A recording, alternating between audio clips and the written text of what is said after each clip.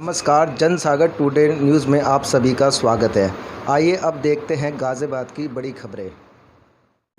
आज piece party की press वार्ता गाजियाबाद में जो आयोजित की गई है, इसके दो मुख्य मुद्दे हैं। मैं और हमारे बड़े भाई गुलजार साहब इस प्रेस वार्ता में उपस्थित मुख्य रूप से हुए हैं। पूरे निडोरी जी हैं, नाजिम साहब। लक्ष्य यह है कि एक तो संगठन विस्तार का है, जो कांग्रेस पार्टी के नेता फराज सैफी साहब हमारे बीच हैं, उनको जिले का सचिव मनोनीत किया गया है।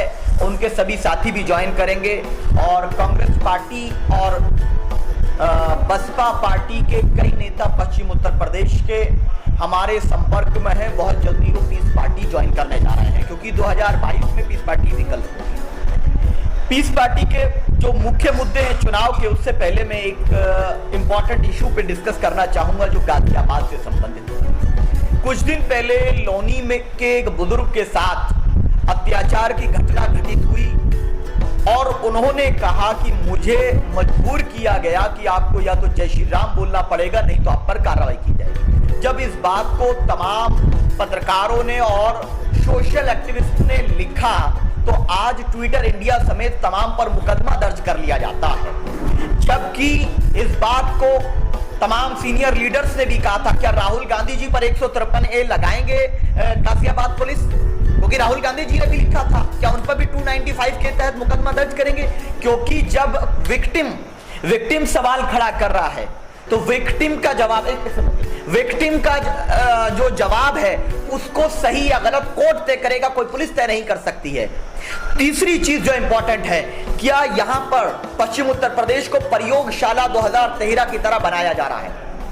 2013 की तरह दंगों की प्रयोगशाला बनाने का षड्यंत्र भारतीय जनता पार्टी कर रही है। उससे पहले मस्जिद में घुस करके कुछ गुंडों ने इमाम साहब पर हमला किया था नोएडा के अंदर। उससे पहले बराबर में दिल्ली के सटे क्षेत्र, उत्तर प्रदेश से मिले हुए क्षेत्र में घटना घटित की गई और यह प्रयोग किया जा रहा है अपनी नाकामी छिपाने के लिए, किसानों के मुद्दे को दबाने के लिए। यह प्रयोग किया जा रहा है कि शिक्षक परेशान है, युवा परेशान है, नौकरी नहीं है, किसान को उसकी फसल का दाम नहीं मिला। 11,000 करोड़ रुपया बकाया है किसानों का गन्ने का।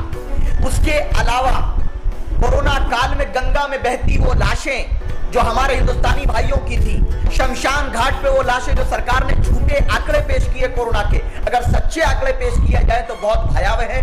कोरोना से निपटने में सरकारें नाकाम रही, सरकार लॉ एंड ऑर्डर को मेंटेन करने में नाकाम रही। इस नाकामी को छिपाने के लिए नफरत की आग भड़काई जा रही है और इसके हम खिलाफ संघर्ष करेंगे। इसीलिए पीस पार्टी ने तय किया है कि हम अहकामे इलाही निज़ाम मुस्तफा का राज कायम करके संपूर्ण मानवता को न्याय बिना किसी जाति धर्म भेदभाव के देने का कार्य करेंगे।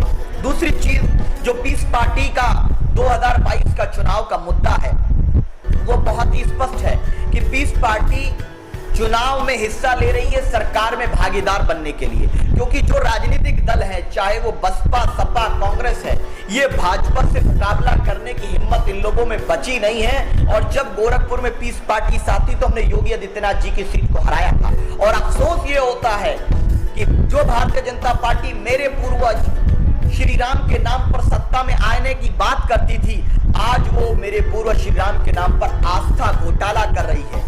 2 करोड़ की जमीन को 18 करोड़ रुपया, और जब उस बात को कोई एक्सपोज करता है तो राष्ट्रपति जी के घर से 100 मीटर दूर, जिनसे हमारे वैचारिक मतभेद है, संजय भाई के घर पर गाली पोत दी जाती है, जो इस बात का प्रमाण है कि लोकतंत्र में जो सवाल करेगा। और ये कुछ नया नहीं है भाजपा और उसके समर्थकों का आस्था घोटाला। उससे पहले 4000 के घोटाले का बीएचपी पर आरोप लगा है और माननीय डिप्टी सीएम केशव प्रसाद मौर्य जी पर एक दुर्गा पूजा का घोटाले में इनको अभी जमानत मिली थी। 2018 में इनको बरी कराया गया था जब ये खुद सरकार बन चुकी थी।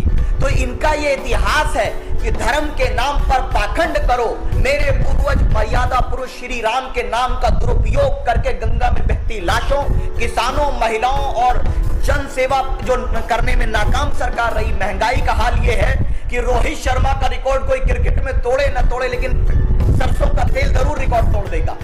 पेट्रोल डीजल 100 के पार हो गया। स्मृति ईरानी मोहतरमा जो सांसद है उत्तर प्रदेश से, वो कहती थी जब पेट्रोल 60 रुपए लीटर था, सिलेंडर 400 था, कि महंगाई डायन बन गई है। तो मैं मोहतरमा से पूछना चाहता हूं कि क्या वो जो महंगाई कल तक डायन हुआ करती थी, वो आपकी सरकार में खूबसूरत